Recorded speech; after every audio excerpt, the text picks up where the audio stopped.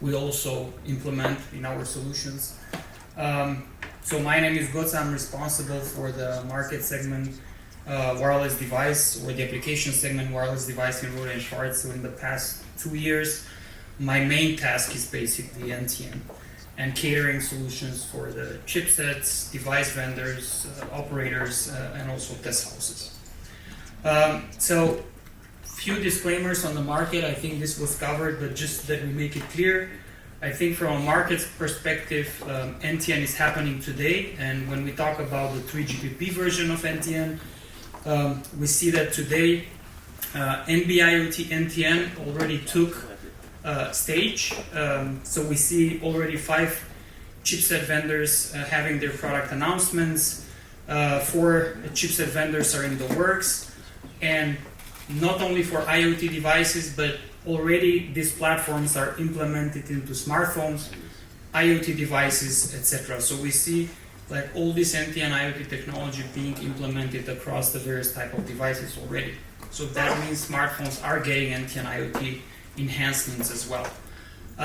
So we see not only the smartphones, but also and modules. We also see in automotive. So a lot of the automotive platforms are implementing NTN IoT. And a lot of the wearables are also implementing NTN IoT. And NTN IoT took off stage because it was an existing infrastructure. The link budget worked with the existing antennas, 23 dBm and etc. So this market really picked up as first in the NTN. So what we're seeing now coming, and a lot of research is happening, yes, this is NTN NR, enabling this wideband or broadband type of use cases.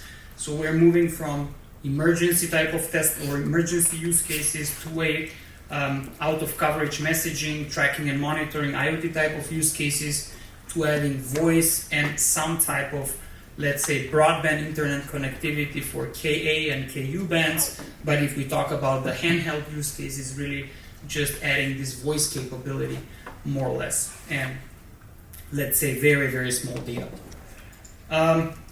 If you take a look on what is, let's say, from the GSOA association of which of the current players are planning and what is the timeline on how they're planning, let's say, implementation.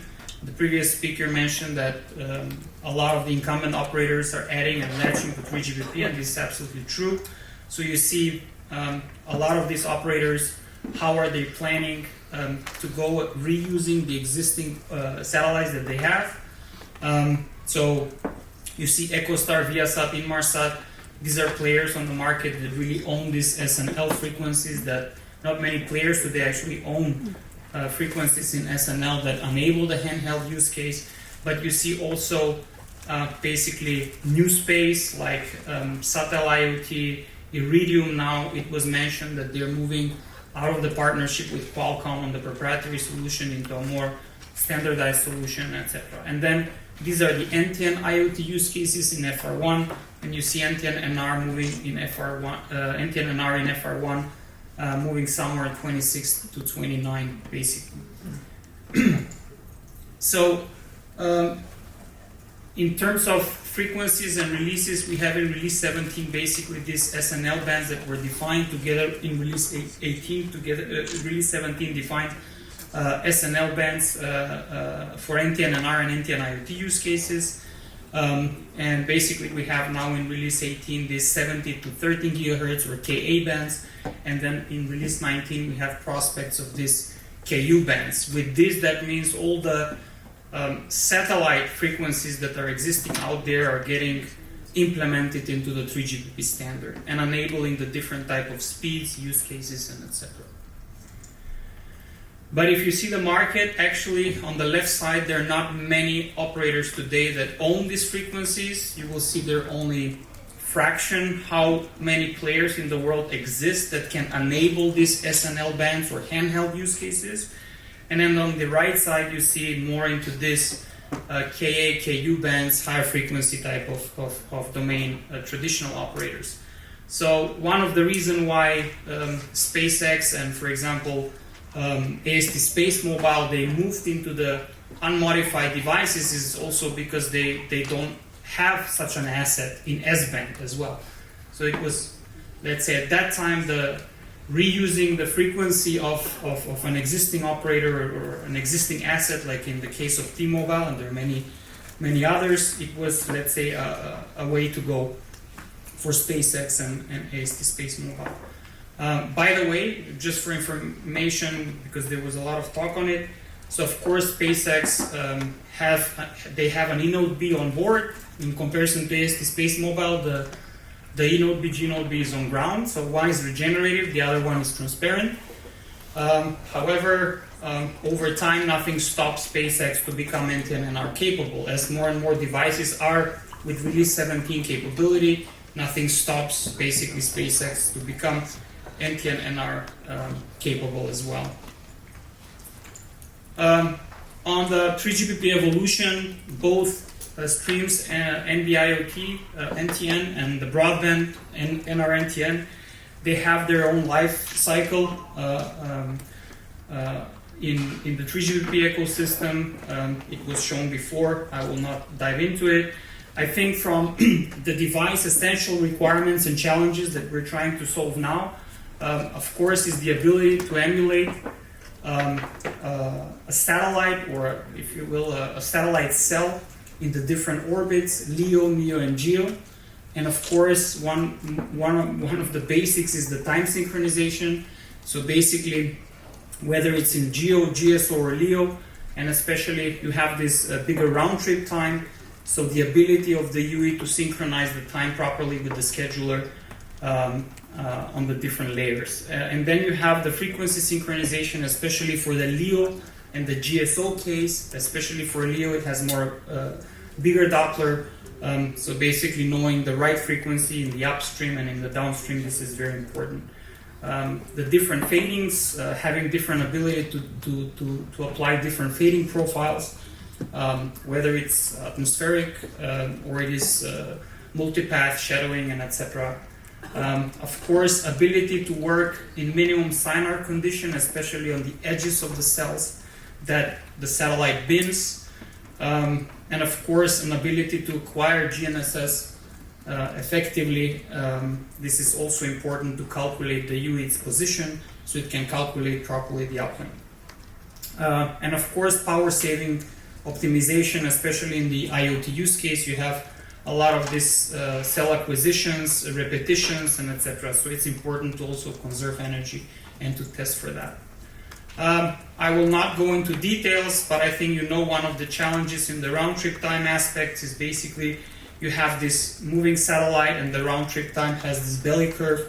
Basically, as the satellite appears and moves from the nadir position and it fades out, and also the Doppler shift itself. We also have to be careful and basically test, at least in the signaling portion of the protocols when it comes to NTN IoT. We have this, the GNSS position needs to be acquired at least in release 17 every time the timing advance is calculated. So basically we need to allow for this segmented transmission that they're possible. And of course, the drawback is we have this extended energy consumption due to reacquisition, calculate GNSS, and then add the SIP and calculate the precompensation.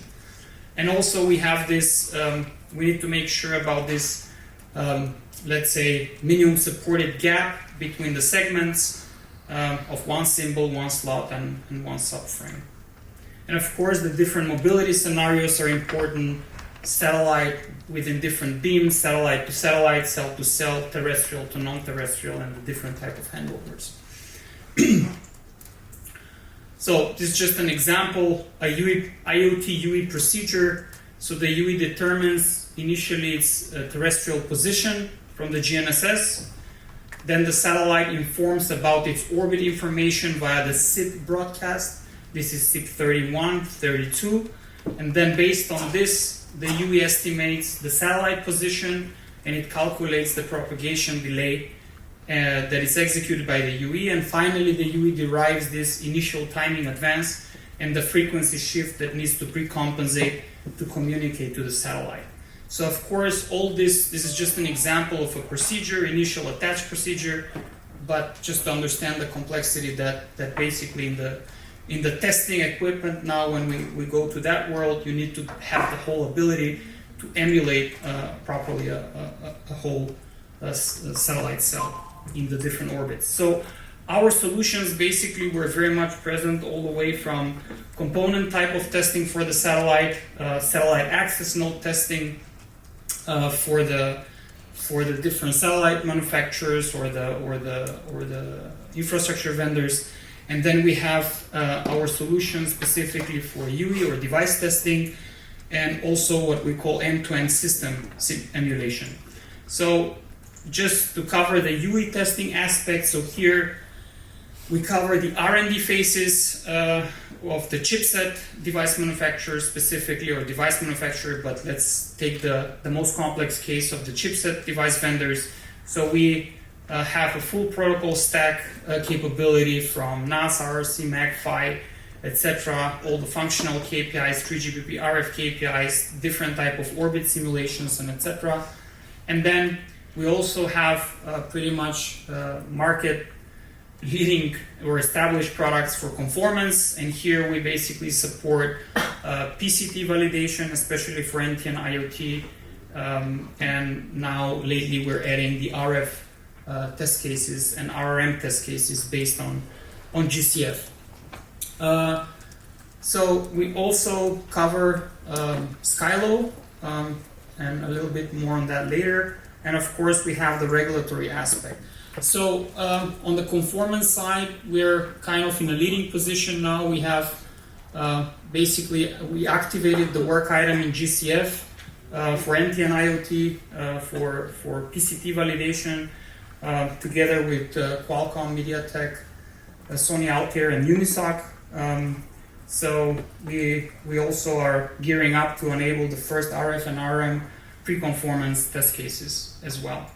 And when it comes to Skylo, which is currently, at least in the rest of the world, out of China, the only commercial operators that offer NTN IoT services at the moment, we're covering already 67 test cases. There was a release by Skylo on achieving the first phase of their test plan on having the majority of test cases covered with our CMW 500.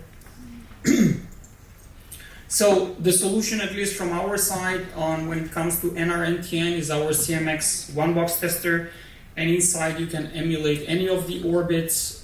Basically, you can have all the protocol stack capability, including SIG19, the 32 hard processes with enabled and disabled. Of course, you can have optionally GNSS as well support, etc. So this is a full-blown emulation, and yes, you're invited. We will showcase this in our booth in MWC as well. Last thing, or this last portion, our end-to-end system emulation. We have partnered with Viavi for their flagship TM500 UE emulator, and we have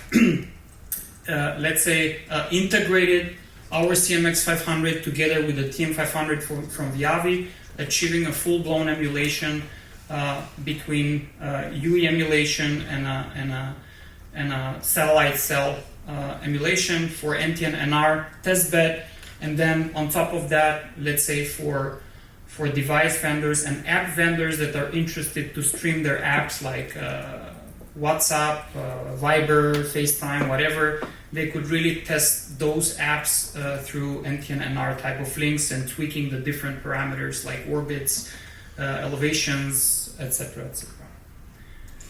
Yeah, so for us, just to close down our partnerships, and basically we've been working also in the past 2 years heavily, and from last year in August already, we started working heavily with our partners on NTN NR, enabling NTN IoT.